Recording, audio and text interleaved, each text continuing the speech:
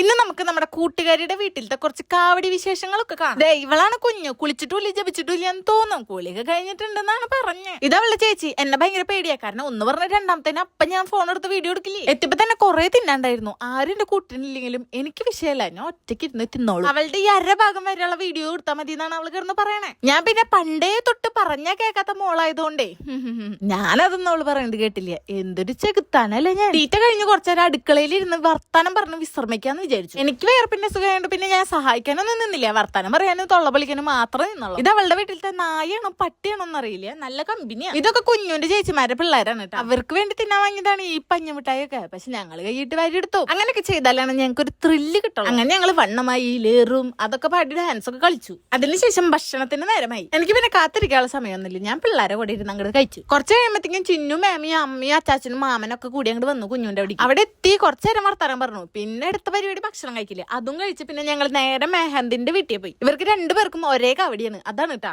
ഇതാണ് നമ്മുടെ ഡിക്കു. അതിനുശേഷം ഞങ്ങൾ വട്ടനെ ഇരുന്നിട്ട് 2 പ്ലേറ്റ് ബീഫും കൊള്ളി ഇരുന്ന് അങ്ങോട്ട് കഴിച്ചു. അത് കഴിച്ച് വന്നപ്പോഴത്തേക്കും വയറൊക്കെ ഏകദേശം ഫുള്ളായി. ബിരിയാണിയും കൂടിയും കഴിച്ചില്ലെങ്കിൽ അടിച്ച് മോന്തത് ഇരിക്കുന്നു പറഞ്ഞു. അതുകൊണ്ടൊരു അരമണിക്കൂർ വയറിന് വിശ്രമം കൊടുത്തു. അതിനുശേഷം ഞങ്ങൾ എല്ലാവരും വട്ടത്തിൽ ഇരുന്ന് അങ്ങോട്ട് കഴിച്ചു. അങ്ങനെ ആ പരിപാടിയൊക്കെ കഴിഞ്ഞതിന് ശേഷം ഒരു 11:30-12 മണി ആകുമ്പോഴത്തേക്കും കാവടി കാണാൻ ഇറങ്ങി. നടന്നു നിന്നും കാല് കഴിച്ചോണ്ട് ഇവറ്റങ്ങൾ രണ്ടും റോഡിന്റെ സൈഡിൽ ഇരുന്നു. പരിപാടിയുടെ കുറച്ച് വീഡിയോസ് ഒക്കെ എടുത്തിട്ടുണ്ട്. അതൊക്കെ ഞാൻ ഇതിന്റെ കൂടെ ഇനി ആഡ് ചെയ്യാട്ടാ. ഇതവര് ലേസർ മോത്തടിച്ചിട്ട് എന്നോട് ഡാൻസ് കളിക്കാൻ പറഞ്ഞതാ.